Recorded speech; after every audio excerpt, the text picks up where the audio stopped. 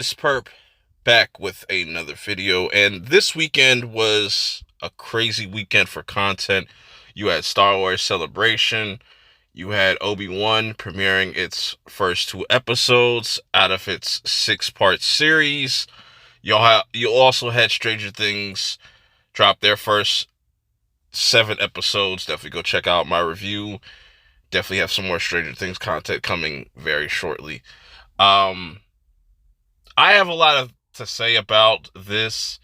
Some negative, some positive, but I kind of want to just let y'all know how I feel about Obi-Wan as a whole for those that don't know. So for me, straight up, Obi-Wan has never been one of my favorite characters out of all of Star Wars. If we're just speaking about the movies, not talking about Clone Wars, not talking about none of that shit.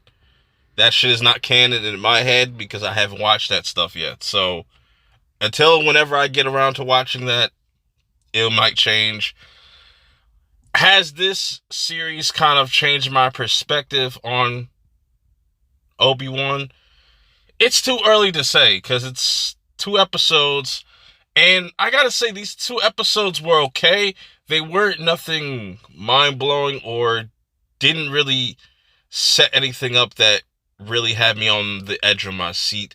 There are definitely some goofy ass shit that happens throughout throughout these two episodes. So essentially, this picks up like what, 10 years after Revenge of the Sith, and you got Kenobi just trying to stay low. Trying to stay low. He's a little jaded, which I kind of like that. I've always said that to make Obi-Wan an interesting character to me is get rid of his whole Boy Scout kind of persona. Even though that's a part of his character, that's the one thing that kind of I just never liked about his character, amongst other things, which I can go on for hours, but I just want to kind of just give you my honest thoughts and how I feel about this.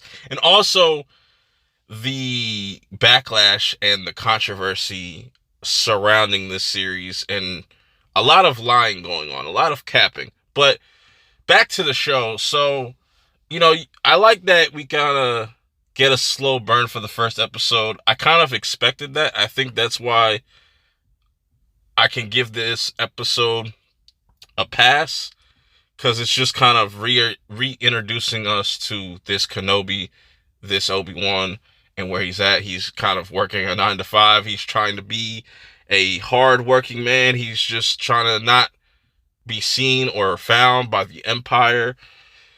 And then, his life kind of gets flipped upside down as pretty much these first two episodes sets up, Obi-Wan looking after little young Princess Leia. And I see a lot of people complaining about that as well. And I like little Leia in this as well. She definitely feels on point because Leia's always kind of been like that. That's always been kind of her character, and I really like that. And I found it to be goofy, but also entertaining to see that nobody can catch this little girl, and she's just running like the Flash throughout a majority of these episodes, and that was really cool. You have the Inquisitors also in this. They're kind of like a group of people that hunt Jedis. They're not intimidating at all. I know what the Grand Inquisitor looks like, and I don't know what they did here, but he looks complete trash. But the one Inquisitor that has a lot of people up in arms is Reva. She's third sister. See, I'm not like too familiar with the Inquisitors, but I know exactly what they do. It's kind of self-explanatory. Whatever. I could see people having an issue with her character. She definitely is overacting at times. You could tell that this has definitely been like her first time, like probably acting. So I guess, you can kind of give her the benefit of the doubt. But at the same time, I kind of wish they would have kind of toned it down a little bit. Because when you get into episode 2, that's where it just really gets ridiculous. And like with the parkour stuff, that's like my biggest issue with episode 2 is like she's running on top of these rooftops and like she's doing all this extra shit for no reason, bro. It's really not necessary to like do a backflip into like almost like a not a cartwheel, but it was really weird how they kind of shot that. It didn't really look clean at all. Like I said, it's pretty much Obi-Wan having to take up the duties of protecting Leia, but also looking after Luke at the same time. So yeah, it's definitely going to be kind of weird. I don't know when Vader's going to be popping up. I'm assuming that he's probably going to pop up in like the last 2 episodes or the second half of this series. Hopefully they actually fight, because my thing is I feel like they're going to just kind of tease it. I feel like they're going to have some type of verbal altercation and probably not a physical altercation. Hopefully we get both and like, we get a nice little fight, but who knows? They could definitely be pulling the rug from underneath our feet with this one. Now, a lot of people, I don't understand why people, want to ruin things for others as far as like Star Wars goes, because I know there's a huge crowd of just anti-Disney Star Wars people, and they'll go out of their way even to just spoil the ending, and supposedly the ending is going to be a bait and switch. But what if the context, because I don't think Disney is that smart, but it'd be really cool to get the reveal of Reva being like a double agent. Like she's been, working for the Empire, but also working with Kenobi and just working with other Jedis. That would be it would make sense. You know what I'm saying? That would make sense, and that would be really dope. A really dope twist, but I don't think Disney's going to do that. I don't really know what to expect from Reva's character. I definitely think that she's not the strongest actress. I'm not going to sit there and just completely trash her performance, because like acting is not as easy as it looks for most people.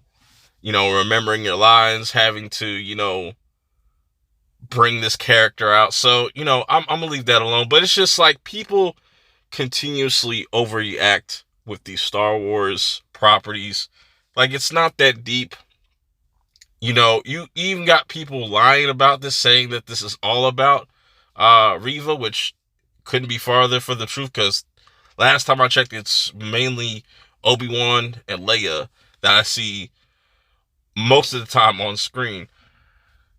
Reva is just the antagonist, which is not that bad of an idea to give her some more screen time. Just, I don't know. I thought these episodes were cool for what they were. They were pretty much setup episodes to set up the next 4.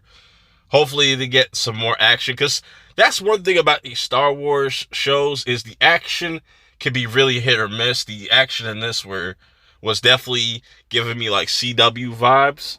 Other than that, I think there are some things to kind of enjoy about this series, like the journey that Obi-Wan's going to go through, and him trying to get back to being that Jedi, because throughout this, he is kind of like doubting himself.